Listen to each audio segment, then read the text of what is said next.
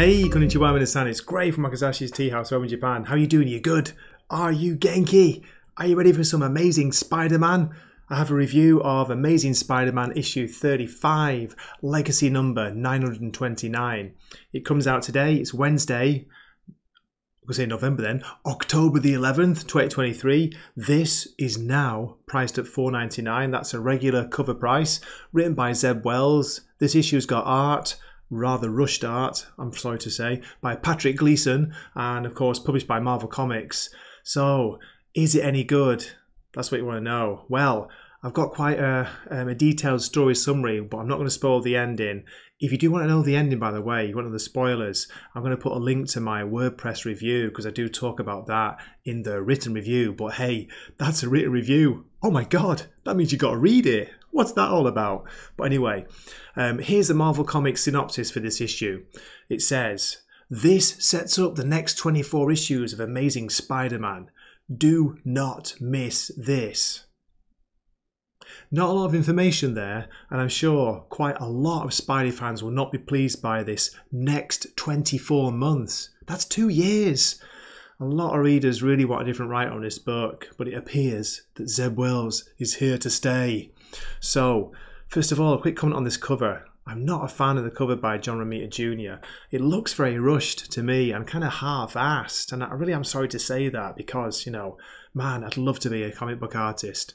I think this should have been a really striking and a memorable image. You know, it's Spidey Goblin or whatever, but this is what we get. He's half covered up in silhouette. It's very strange.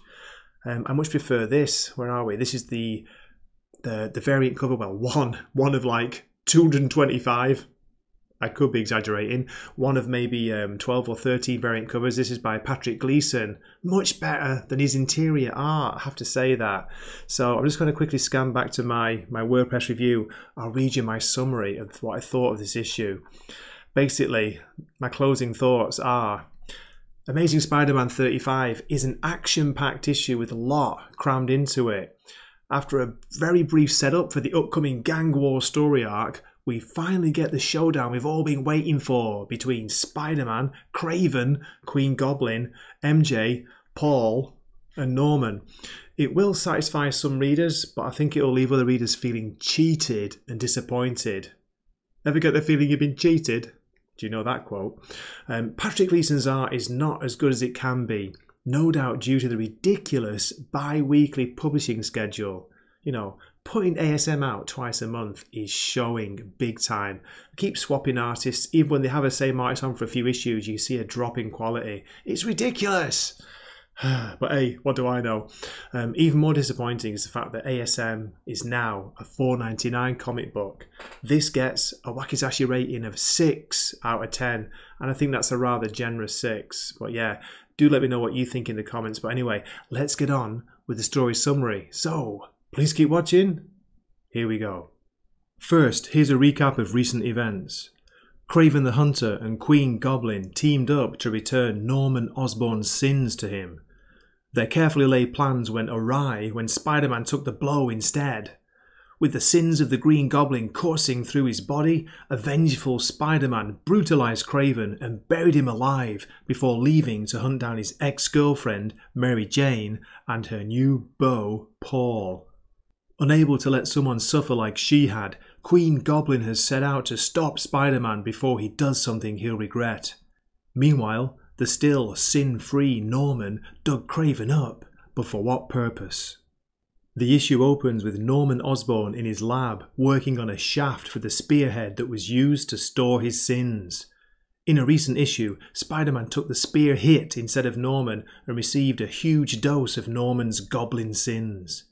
Thus, we have the image of a kind of spider goblin on the cover of this issue. As he crafts a spear, we are party to a chilling conversation taking place in Norman's head. A voice is telling Norman his sins yearn for him. They want to return to their original host. In the background, Kraven watches in judgment. He's decided he doesn't like guns.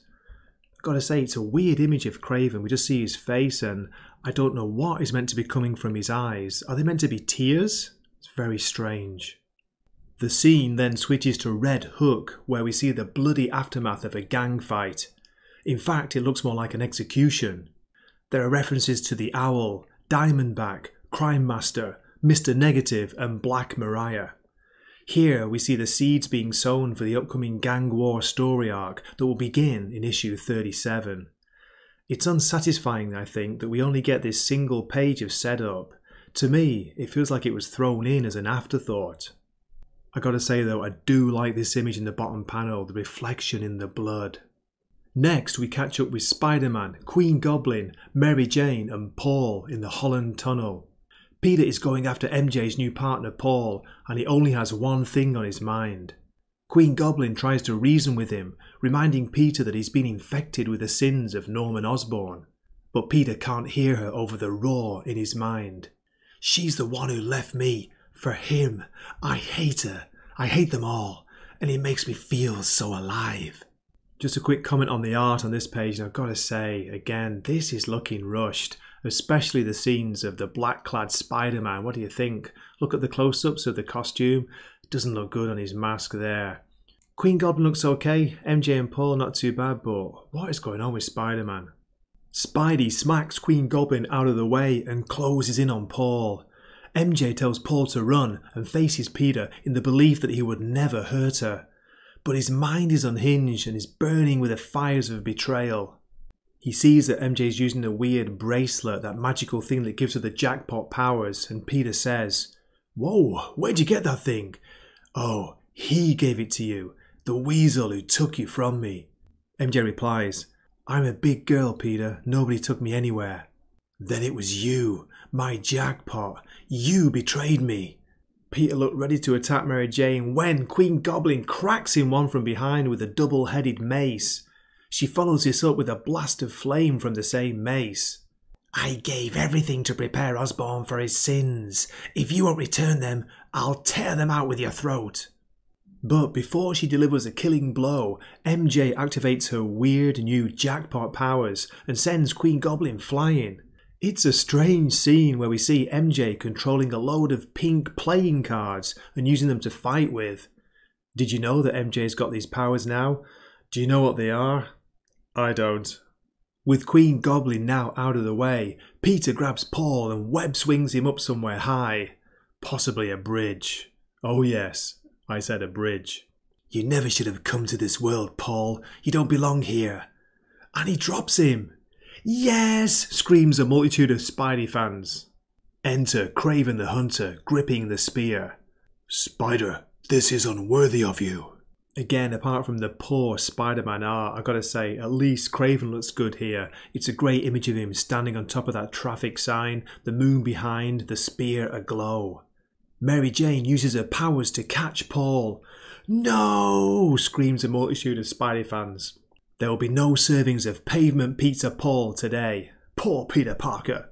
Then Norman Osborn arrives and tells MJ he'll take it from here. "Don't worry, Peter will be okay."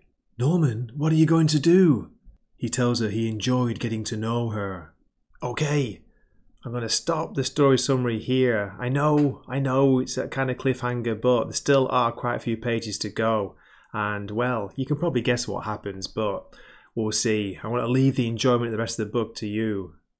And there you have it. I do hope you enjoyed that, and I know I'm sorry to cut it off when it's just getting really exciting.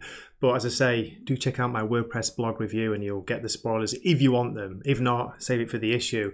Before I finish, I want to talk briefly about the letters page. You know what the Spider-Man letters page is normally like. It's all like, "This is amazing! Oh my god, it's the greatest thing ever! I've never seen anything like it in my life." But rarely, they do, every now and then, they'll print a kind of negative-ish letter. And there's one here. First of all, it's a very polite, respectful, negative letter, but I just want to highlight one thing on it. And this writer, this fan, was basically saying, you know, he believes that so many people, so many Spider-Man readers would love One More Day to be, you know, a kind of killed or reset, like it never existed. And this is how Nick Lowe answered it. Here we go. "We get fan mail, but we certainly don't get a lot of mail about One More Day, because that came out 15 years ago. From my point of view, Nick Lowe, you're overstating the vast majority of people thing. Most months we don't get any letters about One More Day. when we do a story with Peter and MJ, we sometimes get a dozen emails from fans who want them to get married again. A dozen. Like you, we get more letters from people talking about other things altogether. We don't get tens of thousands of letters a month about anything, to be honest, as most readers just read the book and feel however they feel about it. There we go. So, what do you think? One more day. Do you think that should be, kind of erased from history? They should kind of redress it and sort it out? I don't know. That's it for the review. I do hope you enjoyed it. As always, thank you so much for watching, and do drop me a comment. Let me know what you think. I'd love to hear your thoughts on One More Day and what you think of the current Zeb Wells run.